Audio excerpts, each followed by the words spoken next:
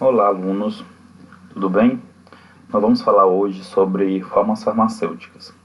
Como já comentado anteriormente, quando nós falamos em forma farmacêutica, geralmente é a maneira com que os medicamentos eles são entregues para o paciente.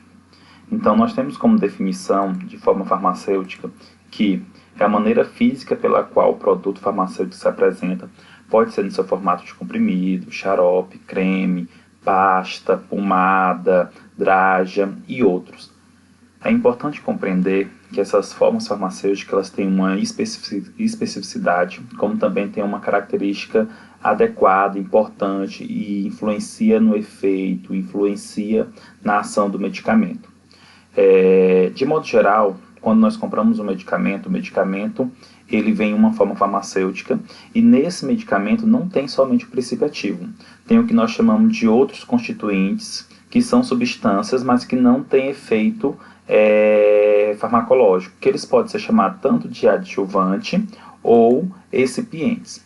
Quando nós falamos em adjuvantes, esses produtos que são considerados adjuvantes, essas substâncias, têm como objetivo solubilizar, suspender, diluir, emulsionar, estabilizar, preservar, colorir e melhorar o sabor da mistura final.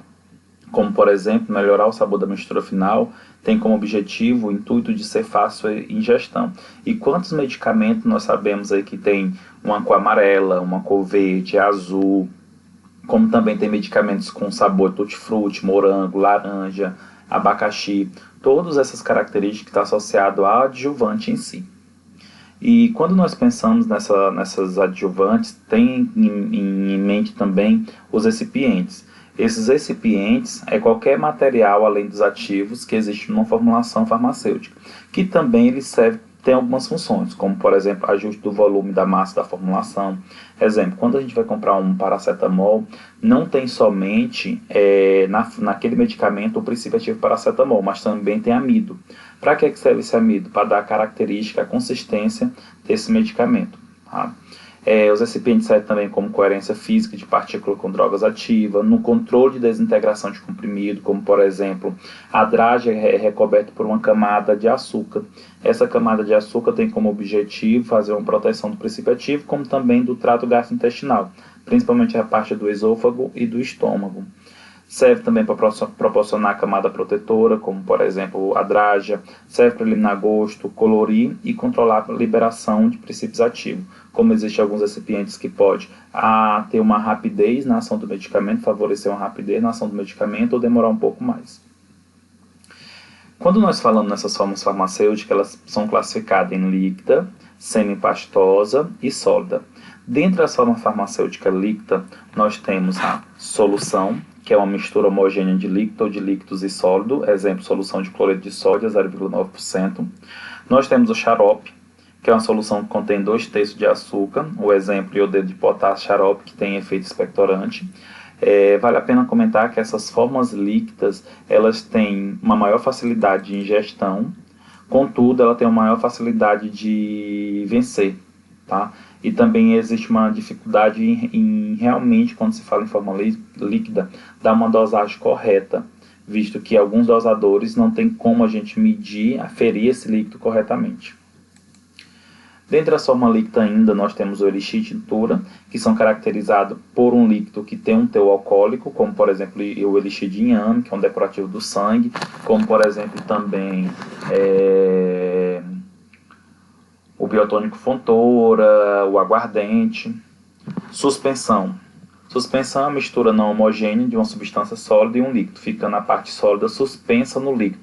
Como exemplo aí, o metronidazol, o Flagyl no caso, né, que é utilizado como um antiparasitário, principalmente antiprotozoário. Então, geralmente a suspensão, nós precisamos de ressuspender o pó em um líquido.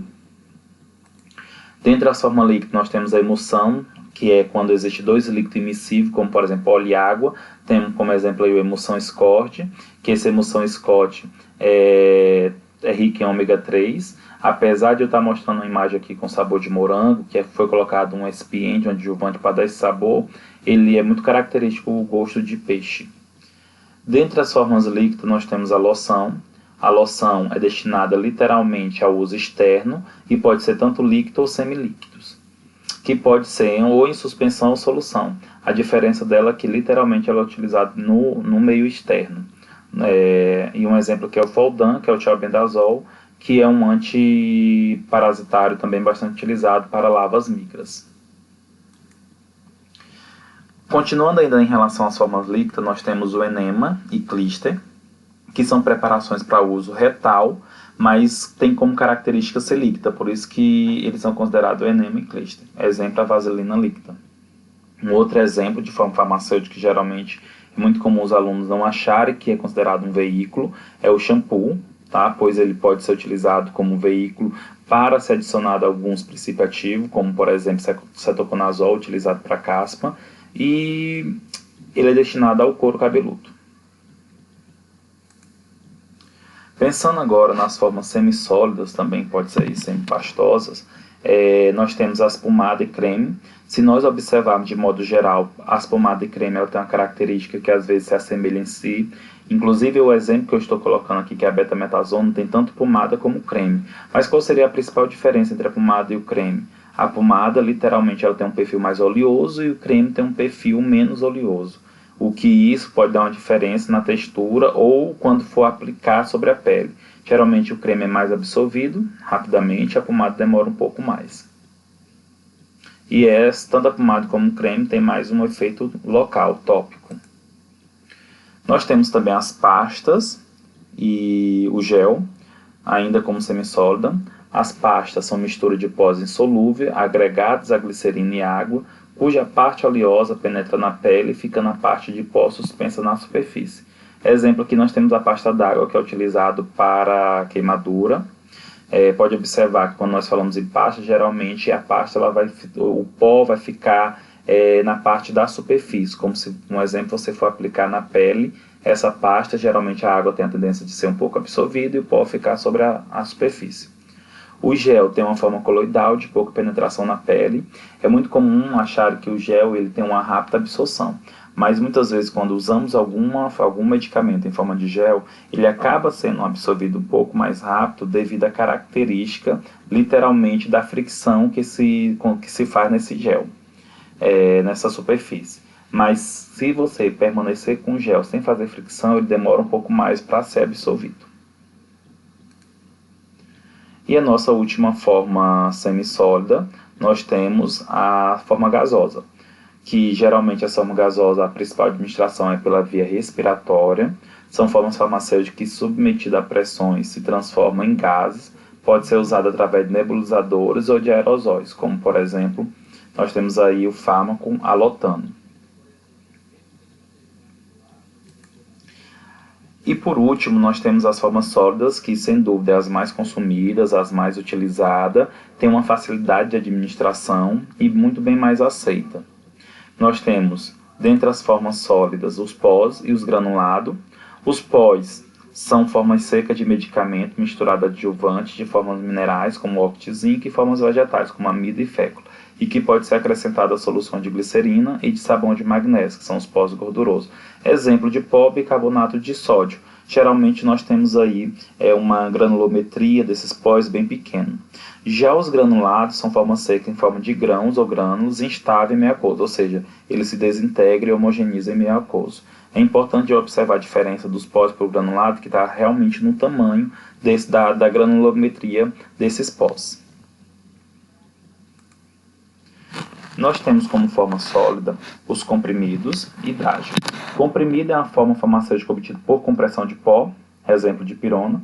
Hidrágeno geralmente é um comprimido, só que é revertido por uma camada gastroresistente, como por exemplo a neosaldina.